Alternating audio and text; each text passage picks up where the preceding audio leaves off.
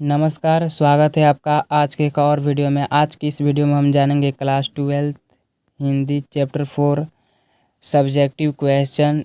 Total subjective question का हम लोग निपटारा करेंगे, तो वीडियो में बने रहें। 10 मिनट तक ये वीडियो होगी। तो चलिए वीडियो को स्टार्ट करते हैं। पहला क्वेश्चन है, यदि संधि की वार्ता कुंती और गांधारी के बीच हुई होती तो बहुत संभव था कि महाभारत न मचता। यदि संधि यानी समझौता की वार्ता कुंती और गांधारी के बीच, संधि मतलब होता है समझौता की वार्ता, यानी वार्ता मतलब वार्तालाप कुंती और गांधारी के बीच हुई होती तो संभव था कि महाभारत न मचता। दूसरा क्वेश्चन है, अर्धनारीश्वर की कल्पना क्यों की गई होगी, आज इसकी क्या सार्थकता है। क्वेश्चन 3 है, रविंद्रनाथ प्रसाद और प्रेमचंद्र के चिंतन से दिनकर क्यों असंतुष्ट थे। क्वेश्चन 4 है, प्रवृत्ति और निवृत्ति मार्ग क्या है। क्वेश्चन 5 है, बुद्ध ने आनंद से क्या कहा। क्वेश्चन 6 है, स्त्री को अरेहीन, नागिन और जादूगरनी कहने के पीछे क्या मंशा होती है। और क्वेश्चन 7 है, नारी की पराधीनता कब से आरंभ हुई है। क्वेश्चन नंबर देखिए पहला से निपटारा करना शुरू करते हैं। अभी 2 क्वेश्चन छूट गया है जो आगे है।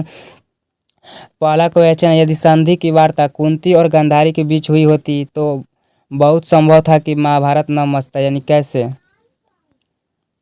लेखक के इस कथन से आप क्या सहमत है, अपना पक्ष रखिए। तो ठीक, देखिए हम डे बाय डे समझाएंगे, उदाहरण से भी समझाएंगे, क्वेश्चन को कैसे आंसर लिखना है उसको भी समझाएंगे। देखिए नोट आंसर, देखिए इसका नोट हम लिखे हैं, हमारे समाज में नारी का सम्मान किया जाता है, माताएं पूजनीय होती है, पुरुष अपने कठोर स्वभाव के कारण अपने को ही सर्वाधिक महत्व देता है, किंतु नारी में दया, ममता तथा कोमलता के गुण विद्यमान होते हैं। देखिए इसको हम इस प्रकार समझेंगे कि जैसे मान लीजिए आपके गांव में 2 लड़ाई हो चुका है। हमारे गांव में मान लीजिए 2 परिवार के बीच जमीन विवाद के लेकर लड़ाई हो गया है। मान लीजिए, समझिए, आप फीलिंग कीजिए दिमाग में, ठीक है। गांव की सरपंच दादी और पड़ोसन की बूढ़ी अम्मा ने दोनों परिवार की बहुओं को बुलाया, उसने बातचीत की। दोनों बहुएं समझदार निकली, उसने अपने अपने पति को समझा लिया, बुझा लिया, झगड़ा खत्म करवा दिया। महाभारत के समय भी कुंती और गांधारी के बीच ये जो वार्तालाप हुई होती तो इसी तरह से अपने बेटे को समझा लिया होता तो शायद युद्ध नहीं होता। देखिए कहने का अर्थ इसका यह है कि अगर जो वहाँ पे वार्तालाप यानी जो भेदवती हुआ, बातचीत हुआ, जो युधिष्ठिर और इधर हुआ पांडव और एथी में दुर्योधन में, तो वो जैसे अगर औरत के बीच में होता गांधारी और देखिए कुंती के बीच में, तो वो महाभारत ना मचता।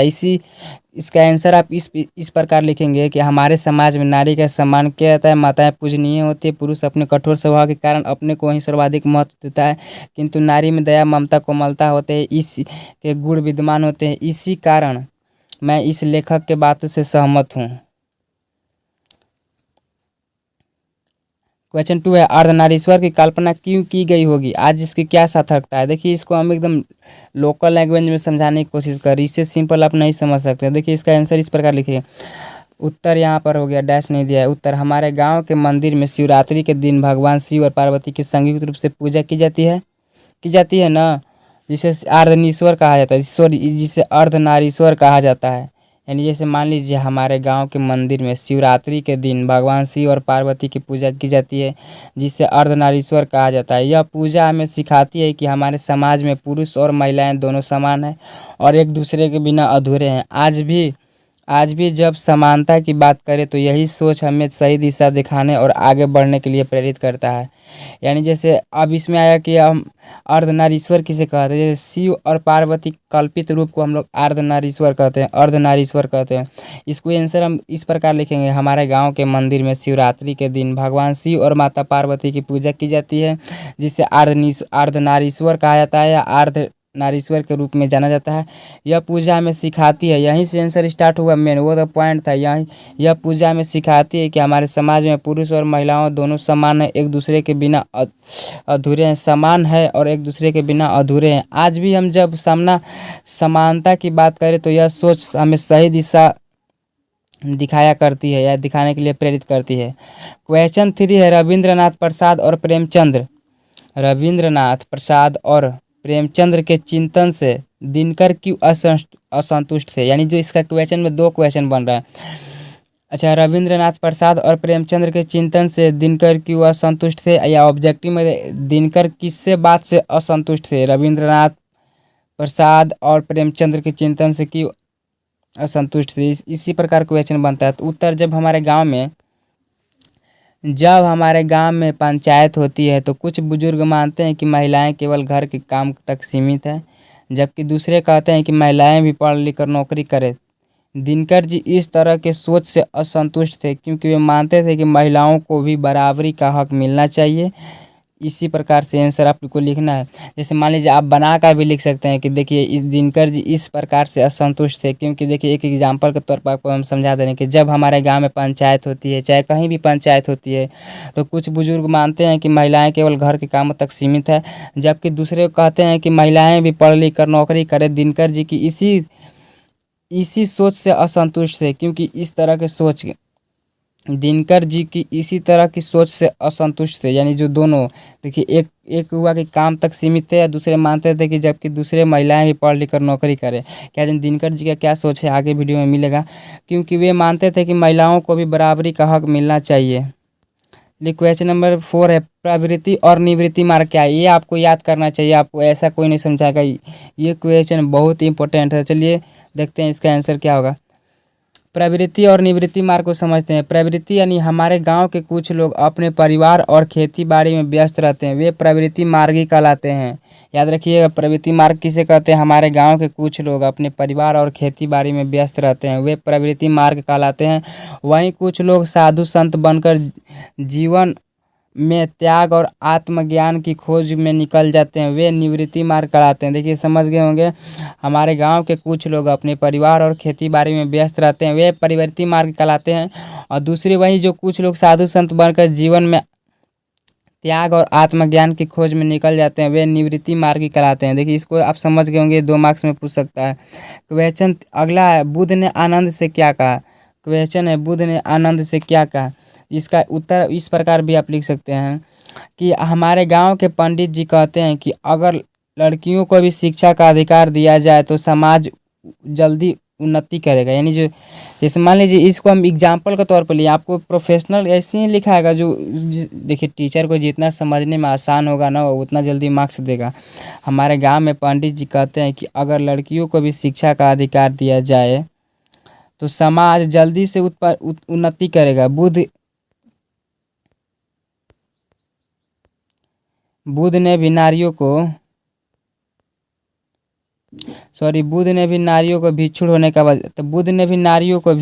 का अधिकार देकर धर्म को आगे बढ़ाने की बात कही थी, भले ही इसका असर धर्म के समय पर पड़ा हो। यानी देखिए इसका कहने का अर्थ है, हमारे गांव के पंडित जी कहते हैं, आपको हम एग्जाम्पल के तौर पर समझाए, हम शुरू में बोले हैं कि अगर लड़कियों को भी शिक्षा का अधिकार दिया जाए तो समाज जल्दी उन्नति करेगा। बुद्ध ने भी नारियों को भिक्षुण होने का अधिकार देकर धर्म को आगे बढ़ाने की बात कही थी, भले ही इनका असर धर्म के समय पड़ा हो।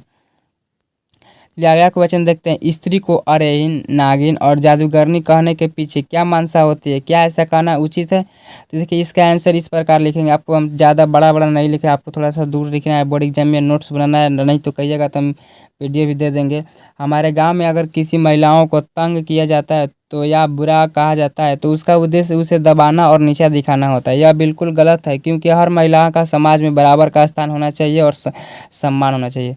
देखिए स्त्री को नागिन, जादूगरनी कहने पीछे ऐसा संभव सही है या गलत, इसी पूछ रहे हैं लेखक। तो हमारे गांव में अगर किसी महिलाओं को तंग किया जाता है या बुरा भला कहा जाता है तो उसका उद्देश्य दबाना होता है या नीचे दिखाना होता है, कोई हमारे से नीचे है, ये वैसे है। यह बिल्कुल गलत है क्योंकि हर महिलाओं का समाज में बराबर स्थान होना चाहिए। अगला क्वेश्चन है, नागिन की पराधीनता कब से आरंभ हुई? नारी की पराधीनता कब से आरंभ हुई? तो जब हमारे गांव में खेती की शुरुआत हुई तो पुरुष बाहर खेतों में काम करने लगे और महिलाएं घर में कामों तक सीमित हो गई, यहीं से नारी की पराधीनता की शुरुआत हुई। ये भी बहुत इंपॉर्टेंट क्वेश्चन है कि नारी की पराधीनता कब से शुरू हुई? तो देखिए जब से शुरू हुई, इसका आंसर देखिए इस पर, जब हमारे गाँव में खेती की शुरुआत हुई तो पुरुष बाहर खेतों में काम करने लगे और महिलाएँ घर के कामों में सीमित हो गई, यहीं से नारी की पराधीनता की शुरुआत हुई। देखिए अगला क्वेश्चन देखिए, प्रसंग व्याख्या करें। प्रत्येक पत्नी अपने पति को कुछ उसी दृष्टि से देखती है जिस दृष्टि से लता अपने वृक्ष को देखती है। देखिए यहाँ पर लता क्या होता है, वृक्ष क्या होता है, देखिए उसी प्रकार समझाएंगे हम। गांव में एक महिला कहती है कि उसके पति ही उसका सहारा है। जैसे एक बेल के पेड़ के सहारे बढ़ती है, जैसे एक बेल पेड़ के सहारे बढ़ता है, छोटा से बड़ा होता है। यह दर्शाता है कि महिलाएं अपने पतियों को जीवन का आधार मानती है। इस क्वेश्चन का इतना ही अर्थ है, प्रत्येक पत्नी अपने पति को कुछ उसी दृष्टि से देखती है जिस दृष्टि से लता अपने वृक्ष को देखती है। ये थोड़ा सा छोटा लिया गया क्योंकि आपको समझाना था। आप इसको लिख सकते हैं कि प्रस्तुत पंक्ति चैप्टर नंबर 4 से दिनकर जी द्वारा लिया गया है। इसी प्रकार जो इसका राइटर है, गांव के एक महिला कहती है कि उसके पति ही उसका सहारा है। इसका आंसर इस प्रकार लिखे, जैसे एक बेल के पेड़ सहारे बढ़ती है। यह दर्शाता है कि महिलाएं अपने पतियों को जीवन का आधार मानती है। अब देखिए अगला क्वेश्चन है, जिस पुरुष में नारीत्व का गुण नहीं है वह अपूर्ण है। हमारे गांव में एक बुजुर्ग कहते हैं, इसको हम समझते हैं, एक सच्चा आदमी वही है जिसे दया, ममता और सही पूर्णता हो। अगर यह गुण नहीं है तो वह अधूरा है।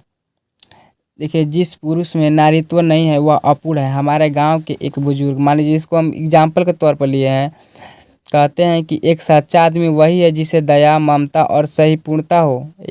अगर यह गुण नहीं है तो वह अधूरा है।